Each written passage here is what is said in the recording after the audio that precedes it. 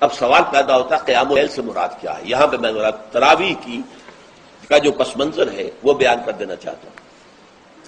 دیکھیے، جیسا کہ ہم نے خطبے میں بھی دیکھ لیا، اللہ نے قیام اللیل جو ہے اسے فرض نہیں ٹھہرایا تطوعا، قرآن مجید میں بھی اس کا کوئی ذکر نہیں، احادیث میں اس کی تشویق و ترغیب پوری موجود ہے، ایک اور حدیث بھی ہم بعد میں پڑھیں گے اس پر۔ اس کا پس منظر کیا تھا کہ اس کو چھوڑ دیا گیا۔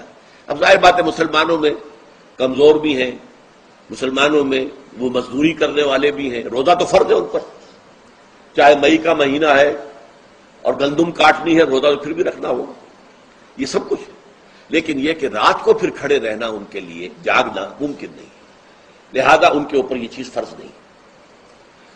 حضور نے تراویح کی نماز یا قیام اللیل نہ اسے فرض قرار دیا، نہ اس کے بعد جماعت کوئی اہتمام کیا مستقل، صرف 3 راتیں آپ نے جماعت کروائی ہے، اس میں 8 رکعتیں آپ نے پڑھی ہیں کہ جو آپ کا معمول تھا تہجد کا وہ پڑھی، اور تہجد کے وقت ہی جماعت کرائی ہے۔ یہ ہے وہ حدیث۔ اس کے علاوہ کسی نماز تراویح جو ہے جو ہم پڑھتے ہیں 20 رکعتیں عشاء کے ساتھ متصل، اس کا کوئی ذکر نہ دور نبوی میں ہے نہ دور صدیق اکبر میں ہے۔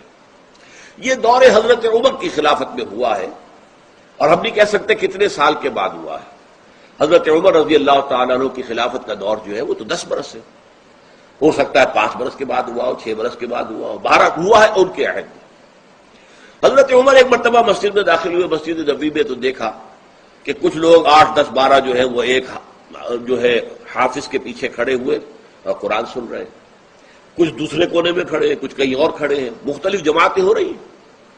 تو انہوں نے سوچا کہ کیوں نہ ان سب کو ایک امام کے پیچھے جمع کر دیا جائے، اور اس کے لیے لوگوں کی سہولت کے لیے عشاء کے ساتھ متصل رکھ دیا جائے، اس لیے کہ تہجد کے وقت اٹھنا جو ہے وہ تو ہر کس و ناقص کا کام نہیں ہے، کہ عشاء کے بعد اگر تھوڑا سا اضافی وقت ہو صرف، تو یہ ہر شخص کر لے گا، مزدور بھی کر لے گا۔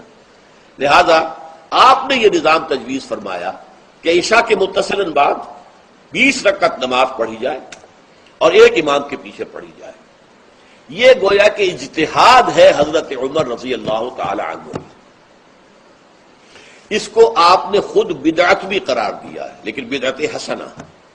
بدعت کس اعتبار سے؟ لغوی اعتبار سے، نئی بات، اس لیے کہ حضور کے زمانے میں نہیں تھی، تو یہ اس طریقے سے ایک نئی بات ہے، لیکن یہ بات چونکہ بہت اچھی ہے، بہت عمدہ ہے۔ آپ جب یہ نظام چل پڑا تو ایک دن مسجد میں آئے، دیکھا کہ بڑی بھری مسجد ہے، صحابہ کھڑے ہیں اور ایک امام کے پیچھے قرآن سن رہے ہیں۔ آپ نے فرمایا نعم البدعۃ ھذہ، یہ جو ہم نے نئی بات شروع کی ہے یہ بہت اچھی ہے، بہت عمدہ ہے۔ اب یہاں سے فرق واقع ہو گیا ہے۔ ایک تو اہل تشیع جو ہے وہ تو ویسے ہی حضرت عمر سے بہت دشمنی رکھتے ہیں، عناد رکھتے ہیں، تو حضرت عمر کے اجتہادات سے انہیں نفرت ہے، انہیں دوری ہے، چاہے وہ کوئی سا بھی حضرت عمر کا اجتہاد ہو۔ ہمارے ہاں اہل حدیث حضرات بھی در حقیقت حضرت عمر یا کسی اور خلیفہ راشد کے فعل کو وہ سمجھتے ہیں کہ یہ ایگزیکٹو آرڈرز ہیں، یہ ہمیشہ کے لیے نہیں ہے۔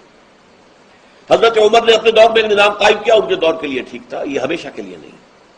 ہمیشہ کے لیے وہ 8 ہی رکعتوں کے قائل ہیں، وہ تہجد والے، لیکن اس میں بہرحال انہوں نے بھی خود یہ اضافہ کیا ہے کہ وہ 8 رکعتیں وہ عشاء کے ساتھ متصل پڑھتے ہیں، تہجد کے وقت تو نہیں پڑھتے۔ اور حضور نے تو صرف 3 روز جو ہے وہ کرائی تھی جماعت، وہ لوگ 30 دن یا 29 دن پڑھ رہے ہیں، تو اضافہ تو انہوں نے بھی کر دیا، وہ نظام میں تبدیلی تو ہو گئی۔